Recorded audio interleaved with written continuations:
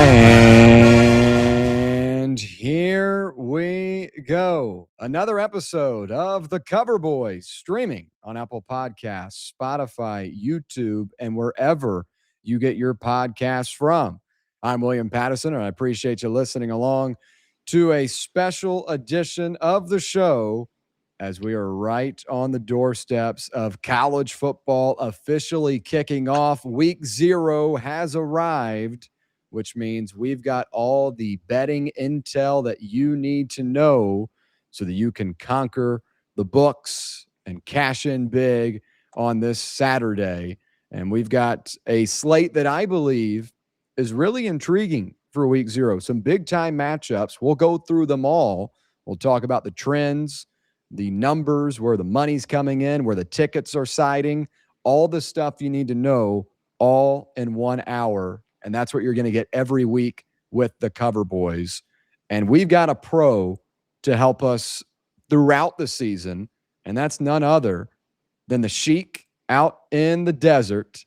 It's Haji. And I did not give you a good enough intro last week, so I'm going to make up for it.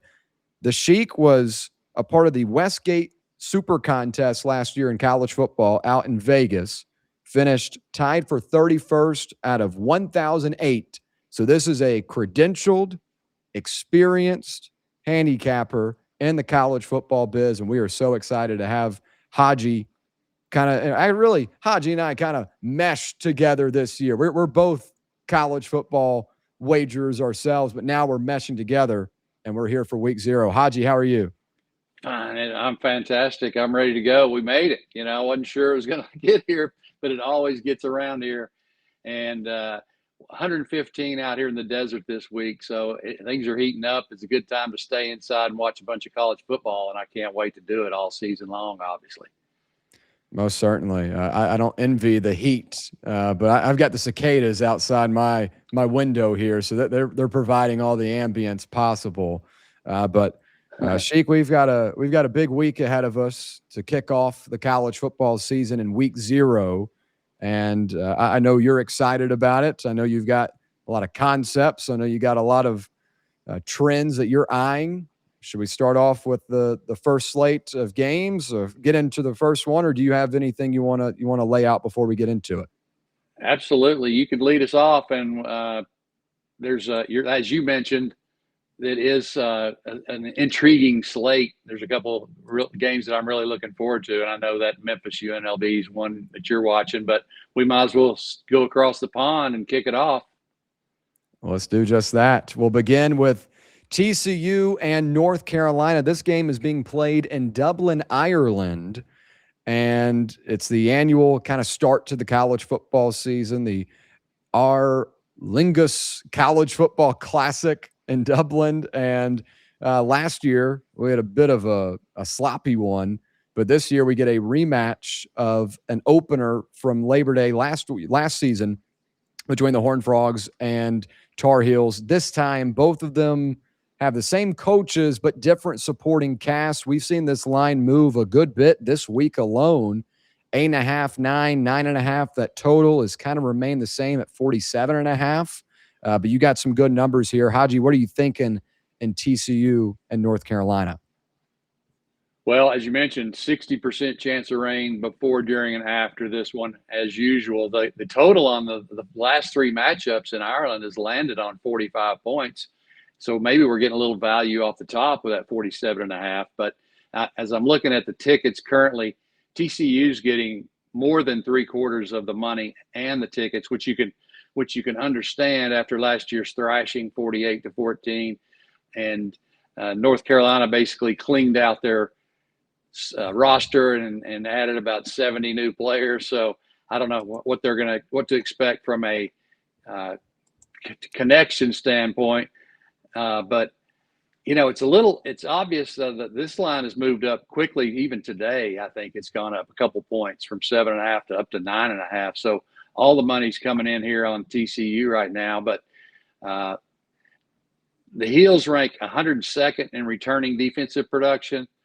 And like I said, with 65 new players, I don't know what they're going to have from a standpoint of chemistry, but my focus is going to be pretty hard on this under on this game.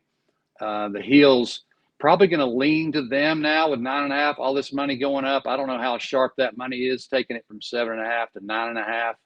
But Carolina's got their GMs out, right? The DC on a leave of absence, Steve Belichick. So, and on the other side, TCU dismissed starting safety Jacob Fields after a locker room fight.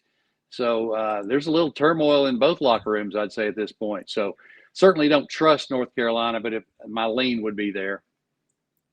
Yeah, at least for TCU's case, that's going to be an interesting flight. They might have a seat in between every guy with the way that things have gone down over the last couple of weeks. But you mentioned all the new for both teams. You're going to get new quarterbacks in this one too. Last year, it was Josh Hoover versus Gio Lopez.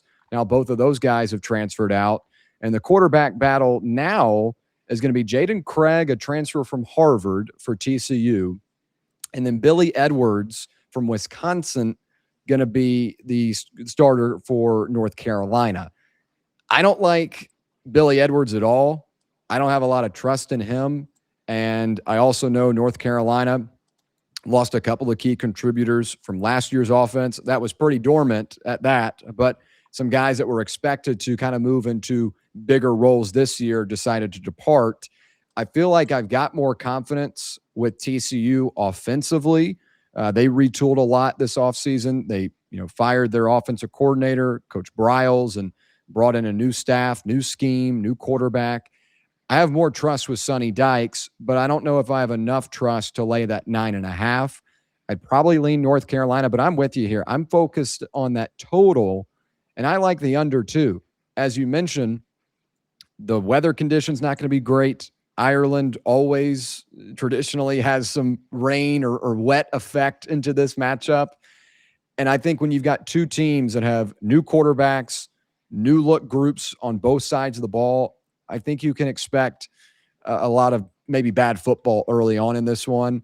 The only problem is sometimes when you get teams like this, their defenses are so out of whack that they allow big plays and kind of boom bust potential is most certainly a factor here. But I look at that under two. I would take that as a pretty strong lean, and it fits one of your concepts as well, if I'm correct on that.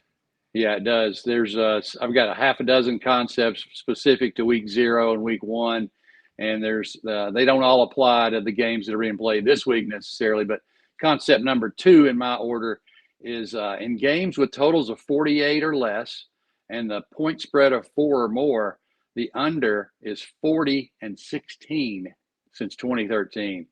That's pretty outstanding right there. Pretty hard to ignore. So all signs point to the under here, and hopefully we can get that comfortably to start off the season at 9 o'clock out here for me. So it'd be nice to be up before noon, Most certainly. I mean, hey, you want to start off with a bang, you could get an early morning cash with that under. You're hoping there are not too many fireworks going down in Dublin. You hope that it's a lot more rain and just sludge. I mean, and that, again, that really was that Kansas State, Iowa State game last year. Turnovers left and right, miscues on the goal line, settling for field goals, even going for it on 4th down and whiffing. And as you mentioned earlier, that number is hovered around 45 in years past. You're getting kind of 2.5 points of value here for two teams that have less established offenses than we've at least seen last year heading into this matchup. So I like that under, and that's a really good concept too. 40-16 since 2013 in this spot on the under for week 0, week 1 game. So I'm all for it. Yeah, we'll have a few of those next week too. So, and as a rule, I'm all about the unders and underdogs in the first couple of weeks. The unders from week 0 through Friday of week 1, the last 2 years, unders 24-6. So everybody likes to bet overs. The books know that. They price the lines accordingly, and everybody wants to see points, but that doesn't mean you're going to see points early in the season, right. especially when there's teams that they don't want to make any mistakes, take an early loss. They'll be a little bit more conservative early in games. So it's a great concept, and I'm all for it. So, I don't usually lock my bets until Saturday. I know you're kind of the same way. You like to wait and see how everything shapes out. But I'm going to go ahead and pin this down as something we both agree on, that under at 47.5 for TCU in North Carolina. So let's go ahead Absolutely. and Yeah. kind of circle that one. And we'll move to another big-time matchup involving two ACC teams this time. And this is NC State at Virginia. This game was originally supposed to be played in Brazil. Now they have moved this back to the States, and it's going to be played in Charlottesville. The Cavaliers, 4.5 on the line. The total, 53.5. And right now, there's a lot of money on that under at 74%. So that's a little bit of a signal as well, kind of echoing what you were talking about with those early season unders too. But it's an intriguing matchup because you got C.J. Bailey for NC State, really good quarterback. Virginia, one of the oldest teams in college football, over 46 seniors or grad transfers on this team. What are you looking at in this matchup of two ACC foes? A lot of experience there. 35-31 last year for the Wolfpack, and Virginia just could not cash in their red zone opportunities. They scored 2 touchdowns and 5 red zone opportunities and kind of let that one slip away. They outgained NC State by 98 yards in the game. Another thing I look at is betting splits. When you've got more money on this one side and in bets and one side in cash, you always want to follow the money. So that's what we're looking at here. There's 58% of money on the tickets. 58% of the tickets are on the over and 73% on the under. So this is another one where I'll be looking at that under pretty hard. As far as the game goes, the Cavs won 3 games last year in overtime. They won 4 games by a total of 6 or less. They were very fortunate. They had a win in there against FCS William and Mary to get to 11 wins. And now they're rebuilding a little bit on offense. As you said, they're replacing a lot of players on that side of the ball. They do have revenge, but Elliott is only 10-10 as a favorite in his career at Virginia so far. He's 19-9 as a dog, something to keep an eye on later on. And Doran is 4-0 straight up against the Cavaliers in his time at NC State. So I'm leaning toward the Pack here. They've got the better quarterback. Huge C.J. Bailey fan. He can make plays. He's going to keep the Pack in a lot of games this year. Might even throw a little money line splash on them as that thing is in a friendly neighborhood. We'll talk about that again Saturday before kickoff. But I like that under, and I'm going to lean toward the Wolfpack in this one. Yeah, the quarterbacks here are interesting. C.J. Bailey, obviously a future potential first-round pick in the NFL draft. He's going to be an NFL draft guy. I don't know if he'll necessarily climb up to a first-round pick, but he certainly has the build for it. Kind of a unicorn-type player in college football at around 6'6", 6'7". Not a whole lot of guys trotting out like that. They do add a North Carolina transfer at running back that I think could be an immediate service. The two guys actually play together in high school, so a little bit of a nice relationship there. But again, you go on the other side of it, Virginia does have a lot of experience, a lot of elder statesmen. Bo Pribula is going to be the Cavaliers quarterback, began his career at Penn State, last season at Missouri. I don't love Pribula, but I do value the experience of this roster. I kind of go back and forth here. And again, in week 0, as we talked about last week in kind of our intro show, there are a lot of spots where the value is there because Vegas is kind of blindly setting these lines. You don't exactly know what these teams are going to look like long term. Now, obviously, they've got a ton of models, and this is what they get, but you can't really figure out in this current landscape of college football what these teams are going to look like year in and year out. Tony Elliott had a great season last year, but outside of last season, it's kind of been all over the place. On the other hand, I'm not a big fan of Dave Doran either. So it's kind of who would you rather side with? And I lean NC State. I'm not as confident on that. I would lean NC State with the points. I think you got the better quarterback in this, and there are a couple of key contributors returning on the offensive side of the ball and defensive side. but it's like, who do you trust more? And that's why I would also probably lean the under here too, because this is a conference matchup at the end of the day. And those are usually knockout, drag out fights. So I would probably lean the under too. And I feel like that's why the smart bettors, the sharps, are taking that under.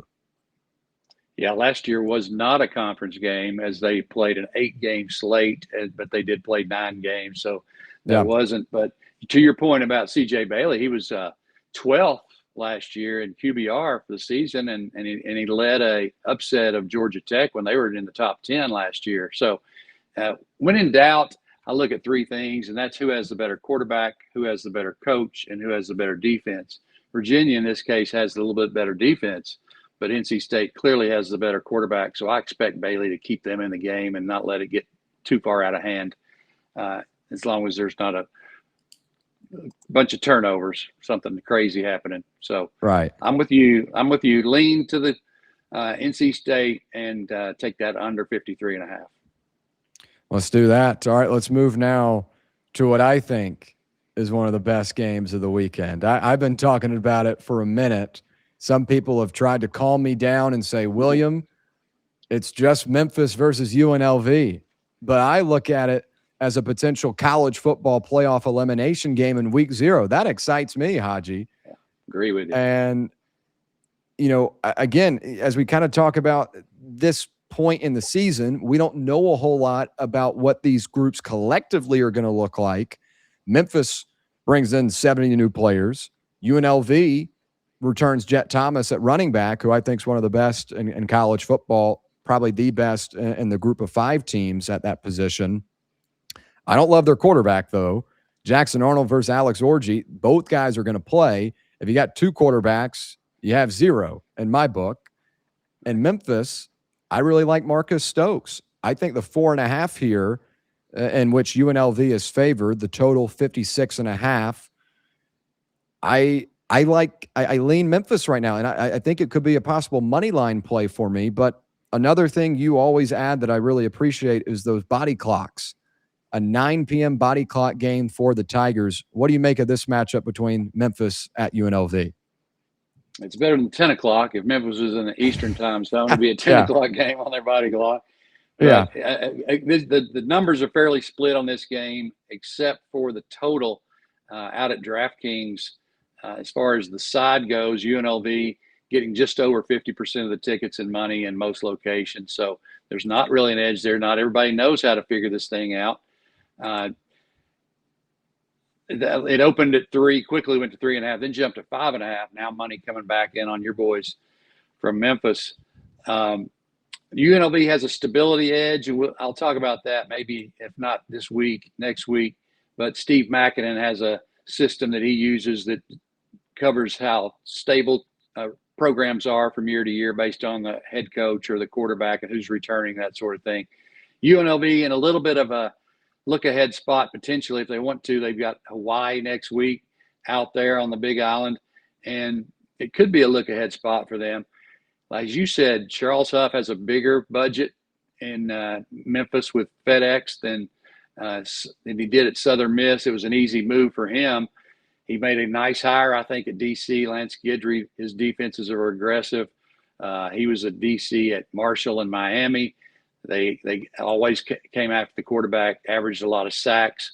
And their OC, Kevin Decker from Old Dominion, which was one of my favorite teams last year to wager on, they ranked 7th in the country with 238 yards per game rushing. So Jackson Arnold, as you said, Orji more of a wildcat, right? He's not really a pocket passer, but Jackson Arnold, he was sacked 67 times in 27 games with Oklahoma and Auburn. So I have no faith in anybody. I've been leaning UNLV all summer, but I think you might have me thinking lean toward Memphis now at this point. Obviously, we'll talk about it again Saturday, but I do have Air Force to win the Mountain West at 6-1, and also a 40-1 ticket on them to make the playoff. I do like this conference as a chance with them and the American as the source for that G5 spot. So it wouldn't hurt my Air Force conference bet if UNLV loses or wins Well, so I guess they can win this game. It wouldn't hurt that, but I'm like you. I wouldn't mind seeing them get knocked out of the playoff conversation early on. Yeah, and I know it's a long ways away till we're having Selection Sunday for the college football playoff, but these are the type of games that end up having a lot of weight.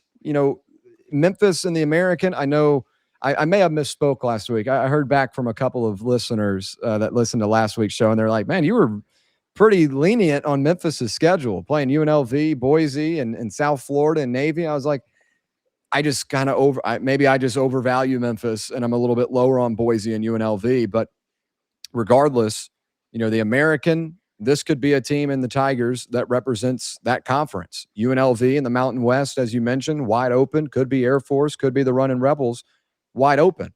And if it comes down to it, if UNLV wins their conference, Memphis wins their conference, they've got a head-to-head. That could be a decision maker on that Selection Sunday. So I think this is a huge game, and I know a lot of people will not agree with that, but in my eyes, as a college football sicko, this is a big game. I'll be peeled to my TV. I'm sure you will as well.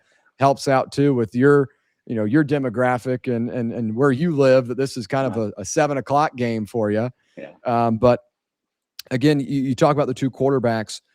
Orji and Camp has displayed his arm a little bit better than what he has looked like in years past. Remember last season, he got banged up and Alex Calandria ended up taking over. But Orji's apparently been better with his arm. Jackson Arnold, I think, has the more quarterback build prototype.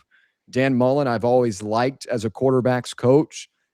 But if he's playing both guys, that signals a red flag for me. He's had a lot of different quarterback battles before, and he's always been able to pick one. So that tells me both guys have some flaws, and he's not 100%. So you mentioned Coach Deck, too, from Old Dominion. I talked to Marcus Stokes this summer, maybe a little bit of a reason why I'm a little bit more lenient on this Memphis team. But that was one of the big things he talked about. Coach Deck is what he calls him. And, they've spent a lot of time this offseason watching that Old Dominion film. Colton Joseph, now at Wisconsin, thrived in that system last year. And Stokes can get it done with his legs too. Maybe not as fast as Colton Joseph, but he can get it done. I think this offense is going to be really tough to prepare in terms of UNLV and their prep for the Tigers defensively. So I like Memphis 4.5. I even look at that money line. I might be getting too greedy in week 0, but I'm pretty firm on the Tigers here.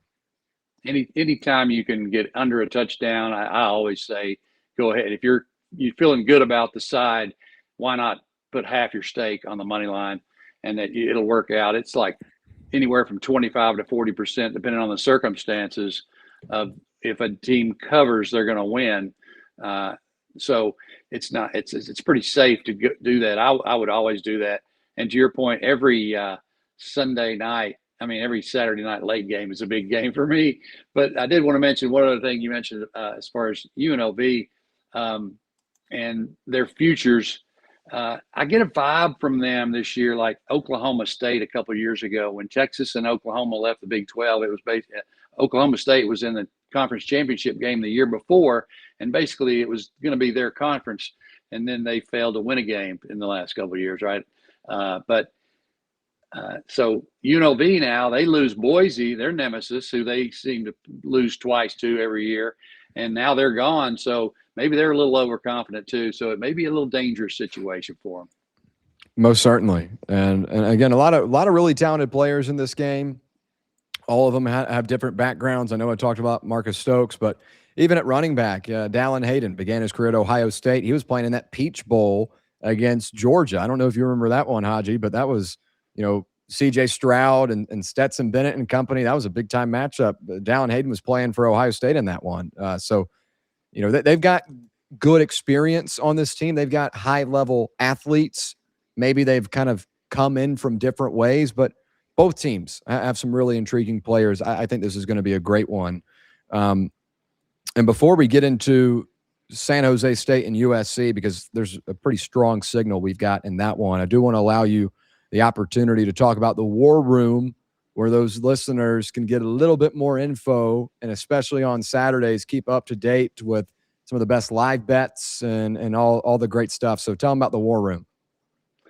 Yeah, it's a bigger deal last year. This is we had a chat group, a live betting chat group last year.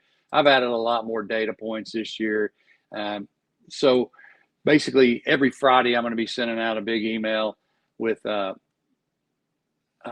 line sheets straight up against the spread and total records for every team, trends and angles for every situation there are. There's check marks. So the more the check marks on the line sheet, the harder that is. We're going to probably play those games.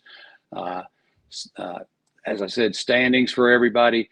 I'm going to do a Monday recap email, and you and I are going to do a little something on Monday evenings, a recap and a look ahead to the next week's games. But the Friday War Room email, it's first access to our podcast. We'll send this out to our subscribers first. Then you've got situational trends and angles, line movement observations, betting splits, which I look at betting splits as one of my major betting points. And then obviously, of course, game picks and recommendations on Friday in that email. And then the live betting is all day on Saturday. It's a full day. So anybody, you want to hit that QR code on the screen if you're watching, just $18 a month to cover my services here, basically.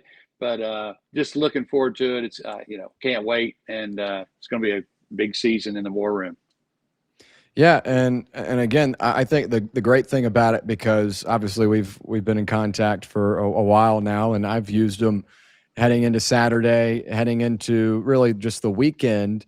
And it's not almost like you're telling people what to take, but you're laying out everything so they've got all the information necessary, from those line sheets, all the check marks to kind of watch for. And some of those that have 3 or 4 check marks, that's going to be a strong signal. But then those trends too, very helpful, and some of which we were even talking about today. Yeah, I don't sell picks. I don't want people to think I'm selling picks, because then there's high expectations. I just want to give you the information. I'll tell you who I'm playing, though.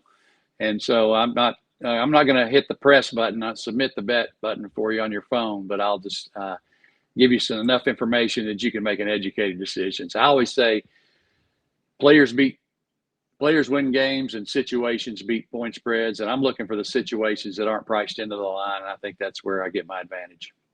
Most certainly. Hey, it's, I think we're both two guys that keep an eye on these lines, know what we're doing. And obviously, there's a reason why we've collabed on this. You do a great job with those. So once again, join the War Room throughout the entirety of the college football season. All the stats, all the info, all the trends you need to just simply help you pick the right side. He's not going to he'll tell you where he's leaning, but he's not going to submit that bet for you. You're going to be the one that has the opportunity to do that. But there's a lot of good info, and there's a lot of good info on this San Jose State USC game. I know that's not going to be the first option for everyone on the television, but the Trojans have high expectations. Lincoln Riley believes that USC has entered their championship window, and we're going to see what they look like in week 0 when they take on the Spartans. USC, a 38.5-point favorite. That total looks at 60.5. We got a nice trend here, 15-4 ATS since 2013. Haji, tell them about it. Concept number 1 in my list, and that is teams that are favored by 38.5 or more are, let's see, where am I at my numbers there, bud? You got that in front of you? Let's see, what did I have? Let's see. I kept it out of my notes here. It's they've gone team favorites of 38 or more between 2 FBS teams in week 0 and week 1. 15-4 straight up and against the spread since 2013. There were 4 games last year. Those the 15-4, all 4 losses came in the last 2 years. So Ohio State beat Akron by 46 as 48-point favorites. I won't go through all of them, but you're looking at a 0.5-point loss with Georgia and Marshall last year. They won by 38 after they were up 52-7 in the third. They took all the starters out in the fourth quarter. They let Marshall come back. They lose. Georgia loses the cover by a 0.5 point. Auburn beats Ball State by 42, or about 42-3 as 42-point favorites. So I wouldn't mind if anybody wants to take USC lay the 38.5, and then if they get up 45 in the second half, maybe look for a hedge opportunity or cash out if you can get 90% of they'll offer you 90% of your stake maybe. But USC has a stability edge here. USC does not. Lincoln Riley likes to blow out teams in these openers. He doesn't schedule these games to go 24-13. He wants to show out and show out often. And he's the ranked team this weekend, right? He gets basically the audience of everybody else is going to be tuning in there. So they beat San Jose State in 2023, 56-28. They were 31-point favorites in that game. But Jaden Malva back, led the nation in QBR last year. He's launching his Heisman campaign at 25-1. He'll have to navigate the Big Ten's toughest schedule to win that. But 10 wins might do it, and a playoff spot might get him in that situation. I'm anxious to see what Gary Patterson's defense looks like. The hire is receiving mixed reviews from what I've heard. Maybe you know something a little better. But Riley seems to be fired up about it. They've got talent at all three levels. I've got USC in my first 12-team bracket. The Spartans only return a couple starters, 20% of their snaps, which is tied for 128 out of 138 teams. They're the 6th pick in the Mountain West, which is a watered-down conference this year, obviously, with most everybody going to the Pac-12, it seems like. So USC only getting 62% of the money. I kind of like that. The first half total is 24.5. That's not a bad play, and I think that's a good sign for USC backers that if they cover that first half number, again, probably going to be close. But if they want to rest the starters in the fourth quarter, maybe they do that. So I would be a little worried about a backdoor cover, but I like this trend a lot, and I like USC a lot in this game. Yeah, you mentioned Gary Patterson and the new hires that USC has made. I remember that 2023 matchup, San Jose State traveling to the Coliseum. That was a game that was full of offense. I think I had the over in that one, so I ended up being a happy camper. But that was an Alex Grinch-led defense for USC, and I called him the Grinch that stole their season because he was so bad. And I think that's the big thing with USC throughout this year, period. Do they have a better defense? Lincoln Riley's been talking about it. They're supposed to improve defensively. Luke Waffle, a freshman, 6'6", defensive end, had 39 tackles for loss last season in high school football. This kid is insane, but they need more like him. And I'm not saying that I don't love USC's defensive front, but I'd like to see more out of them, and I hope that their freshman is not the only guy that makes an impact. So I really think what you're almost taking here is that Lincoln Riley's offense is going to do their thing, which you suppose they will. Jane Maiava, you got both running backs, King and Jordan. Both those guys are going to have a big night in the backfield. Most everyone returns on the offensive line. Obviously, Killian O'Connor, their starting center, is going to miss the entirety of the season, and I had the opportunity to talk to him a couple of weeks back. Great guy, wishing him the best and wishing this Trojans team the best. But I don't have any problems on the offensive side of the ball. Terrell Anderson is going to be the wide receiver to watch for. He's a transfer from NC State. A lot of good reviews on him. And they got a kid, and I don't know if he's necessarily going to play this season, but he has wowed so far in camp. And it's Booby Feaster, a true freshman from Shreveport, Louisiana. I don't know if he's going to play in this one. Maybe if the score gets out of hand, he'll make an appearance. But a young player like that who is hungry is a guy I like to bet on as well. So I don't have any problem with the points with USC. It's just their defense. Now, on the other side of things, San Jose State loses a lot. Danny Scudero was Danny Scudero was the number one receiver in college football last year in receiving yards. He's now at Colorado. Walker Eggett is now at Duke. He was their starter last season. He's now transferred. So it's going to be a new look offense for the Spartans. And I think for USC, that's going to play into their hands well if that defense has improved. I don't mind laying the 38.5. Obviously, the trends and the concepts that you just mentioned align with that.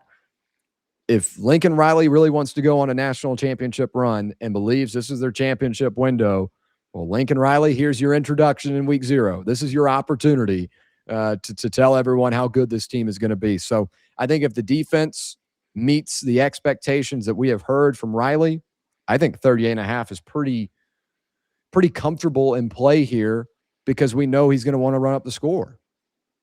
Yeah, I thought it was going to be 42.5. I really did. And I think he will try to run up the score.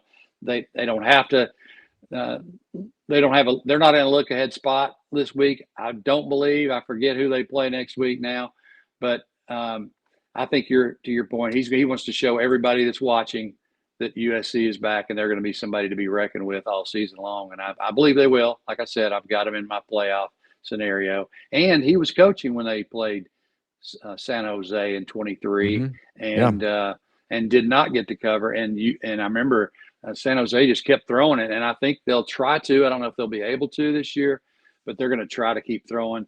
Like some teams might want to just get out and take their beating and move on. But in this case, I think San Jose is one of those teams where it's an in-state rival. It's a big boy. We're going to try to do everything we can to stay with them. So that fourth quarter is could be a little nerve-wracking, but hopefully there's an opportunity to cash a ticket. And to your point about the defense, D'Anton Lynn was supposed to be the answer. He had a good run at UCLA and just couldn't get it quite done. Yeah. Okay. So repeat this. So was it not Grinch? Were you referring to 23? What? No, I guess it was. Yeah, it was. Okay. You're right. It was 24 and 25, I believe, was Lynn, right? The defensive coordinator, yes. I believe. Yes. Yeah. So new look group on the defensive side of the ball. We'll maybe hear some Luke Waffle cheers because they have been very high on him in addition to Feaster, but obviously Feaster on the other side of the ball. But I like USC 38.5. I kind of agree. I thought this would be a 42, 41.5 type of deal, but we'll take the 38.5. They're going to give it to us. Yeah. Let's move to the rest of the slate, kind of the feature games out of the way now, but still a lot of action. Folks might want to get in on it. Florida State. Mike Norvell enters into what might be the hottest seat season we have seen in a long time in college football. I don't know how he's still on the sideline, but he has convinced them to do so. Ashton Daniels is going to be a starting quarterback. That's nothing to really get excited about if you're an Auburn fan and you watched him last year.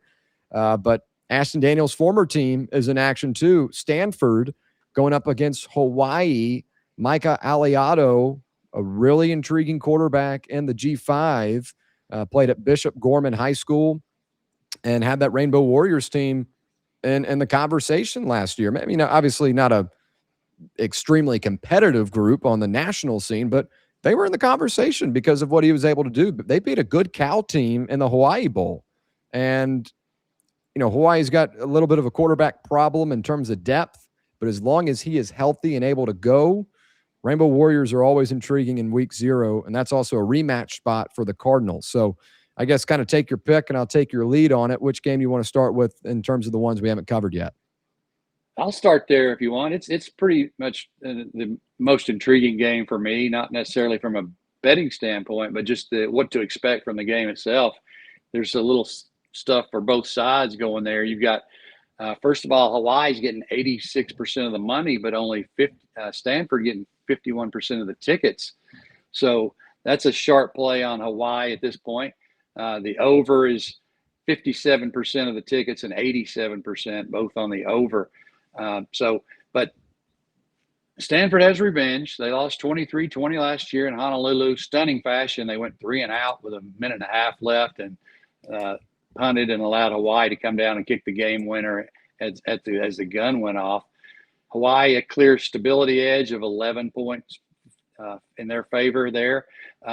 Stanford does host Miami next week. That's certainly a look-ahead spot, even if you're not a very good team like Stanford. I'm sure they've been talking about Miami for quite a bit of the summer. They had an injury to their preseason first-string wide receiver, Pofele Ashlock. Did I do any good on that? I'm pretty sure I got that's a pretty tough name. Yeah, pretty tough name. Pretty sure it's Pofele, but Hawaii did lose 3 of their top 4 receivers. Their defense might take a step back, but Hawaii is a completely different team at home and on the road. Timmy Chang, 18-11 at home and 4-18 away from home straight up. So when they go to a landlocked place, they don't play very well. And when landlocked teams come to Honolulu to play Hawaii, they don't play very, very well. They're looking at the palm trees, the blue skies, and they're not focusing on Hawaii too much. But always gonna pull for Timmy Chang and what he wants to do offensively. So I'm gonna lean over in this game. Right now, I don't have a side. The line has been moving back and forth, so I'll wait certainly until Saturday on that. But I just think it's going to be a good game to watch. One of the more fun games of the weekend. I agree. And, Stanford football is kind of gross right now for me. Yeah. That's not a side that I would have any confidence laying. Hawaii, I do think, is almost sometimes considered like a public darling just because it's Hawaii and it's a very niche team that you kind of celebrate in week 0. So, I always kind of have that in the back of my mind. But last year I did take the Rainbow Warriors and it ended up paying off with that game-winning field goal. And I can't remember that guy's name, but it was a Japanese kicker. He was incredible. But I don't really have a strong signal here, to be honest. This might just be more of a kick back and relax and enjoy type of game. But in terms of my betting signal, I don't know what Stanford's going to look like. I know Andrew Luck has tried to do everything he could to get this team back in the wagon. I trust Micah Aliado more at Hawaii, but at the same time, I do think this is a power 4 versus group of 5 matchup. You figure Stanford's guys are just bigger and are able to control the line of scrimmage, but I kind of go back and forth. I don't have a strong enough signal here, so it's probably going to be a pass for me unless I change my mind on Saturday. More likely live action for me. If somebody gets up 2 scores in the first quarter or early second, I might just take a flyer on the team that's trailing, no matter who it is. Sure. I just think we'll see. I think it's going to be competitive near the end, hopefully. As far as your other one there, when I said USC didn't cover that 31-point number against San Jose a few years ago, here we are, Florida State, 31.5, 53 is the total. Florida State getting 87% of the tickets. That's not a team I'm ever going to back. They've got SMU coming to Tallahassee next week, which is a huge game for both of those teams, because FSU, like you said, their schedule is just unbelievable. But does FSU try to pull their starters and not show too much in the fourth quarter, which puts them in a danger spot maybe with the Aggies, not those Aggies. Their quarterback was with Furman last year, so he was going to be playing Tennessee this weekend or next weekend, and Trey Hedden instead, he's going to be playing in Tallahassee with a better roster for him, although not a great roster, certainly. They have the worst rushing offense in FBS last year. I think this is more boils down to Norvell. He's preaching starting fast in games this year, so maybe the first half minus 17.5 might be the play. But I wouldn't trust them to hold a lead in the fourth quarter if they're going to pull the starters and get ready for the Pony Express next week. I would not trust Florida State worth anything at this point. And another interesting wrinkle, Mike Norvell is going back to calling the plays. That was a tire fire back in 2024. He brought in Gus Malzahn last year so that he could focus on all the in-game mechanics. I just don't see how this is going to roll well. Now, it might roll well against New Mexico State. I don't have enough confidence that it's a cover play. But you talk about that week 1 matchup against SMU, I don't want to reveal it, but you know what I'm thinking. I'm licking my chops at that matchup, and we'll talk about that one next week. But some strong signals already for that one too. Yeah, we'll be fused on that one, I'm pretty sure. Yeah. Most certainly. So, Florida State, New Mexico State, not going to be a play for me. I don't like Ashton Daniels. I thought he was really tough to watch at Auburn, and I just don't know how Mike Norvell is going to magically go from having a ton of inconsistencies calling plays in 2024 to now with a less talented roster being able to run it up against anyone. And again, New Mexico State's not a great football team roster-wise, but I can't trust them. So it's not going to be a take for me either. One thing I'm looking at maybe is that I'll keep in mind is a possible second half under there. If Florida State is able to do what they want in the first half, I don't expect them to be the starters to be playing in the fourth quarter too much. So as long as they can keep New Mexico State off the board, I would be inclined to believe that would be a lower scoring second half. Yeah, I would agree, and especially if Florida State struggles, and doesn't come out hot or fast like Coach Norvell is talking about, then it could be a long night. But there are some teams that are making their FBS debut: North Dakota State, Sacramento State. Any action on any of those matchups for each team specifically? Not yet. I've got a couple of ideas about two of those, but the one thing I want to say about this is teams that are in their first season in the FBS: Western Kentucky, Coastal Carolina, and Liberty all went 0-12 in their first seasons at the FBS level. Texas State went 4-8 in 2012 in their first season, but the Eastern Michigan game is kind of intriguing to me. A couple of green teams playing. EMU has a veteran defensive front, and they also have a power running attack, and they should have success against both Sacramento State lines. So they have the advantage on both sides of the ball there. A new scheme for Sacramento State and their new defensive coordinator. They have a big arm mobile quarterback. I don't know how effective he's going to be. I sort of lean to one of the things I look at: two bad teams, take the over, because they don't play great defense. I don't know if that's going to be the case, but this is one of the few games that I'm leaning toward the over on, and that's Eastern Michigan and Sacramento State at 52.5. The number's up to 10. Money's coming in on the home team, so I might want to lean toward Sacramento State. I doubt if either one of these games is going to get my money.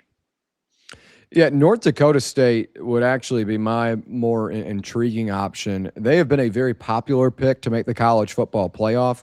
I don't necessarily think that is going to play into the cards, but I think, when you mention new teams entering the FBS, how they fare, I think Sacramento State is the more likely to have a number of issues. They lose their head coach, who is now at Colorado as the offensive coordinator. New coach, new roster. I don't think they've got the guys to compete at the FBS level in year one. And not that Eastern Michigan is some war machine, but there is a difference between the FCS and the FBS. I mean, I've even had guys on the podcast this summer, and it's a question I always have: what's the main difference between that jump? And it's the speed of the game. And if you don't have the guys that are quick enough to not only read the defense, read and adapt to how a play is unfolding, but also just the wheels, period, it's a lot to handle. So I'd be more inclined to say Sacramento State is more inept to get blown out or have a lot of struggles. In terms of, if you want to bet on a team to put up a fight, I'd say North Dakota State, because even though they are an FCS team, they have dominated that division for so many years, and they do have a couple of guys on that roster that are going to be in the NFL waters. So I wouldn't be so afraid to take North Dakota State, but Sacramento State, I don't think I could balls up to do in week 0 when I haven't even seen this group play yet. Yeah, it is a 3 time zone difference for them. It is an evening game though, so it won't affect them as much. But I think that the ambiance of the Fargo Dome might be interesting. 18,700 screaming fans. It might be tough on Jacksonville State at first, but they've played in a lot bigger stadiums than that, certainly. So I don't give a huge edge to that. It's going to be hard for me to just jump on either team. North Dakota State, a 7-point favorite, as in their first game at the FBS level. Jackson State's played a lot tougher teams in the last couple of years. Another one of the concept, number 2 again, spread of 48 or less, point spread of 4 or more, under again, 40 and 16. It dropped down from 48.5 to 46.5. So I want that to trickle back up to 47.5 Saturday for me to even consider it. But the under money is heavy on the 72% on the under, and the over, the tickets are 85%. So again, that's sharp money on the under. So I would look at the under in that Jacksonville State, North Dakota State. Yeah, I like that too. And again, that's one of those concepts you were discussing. I think that could be, I mean, obviously that's not everyone's favorite pick of the day, watching Jacksonville State versus North Dakota State. But hey, you could be a part of history. The first North Dakota State FBS football game you could be a part of in the wagering.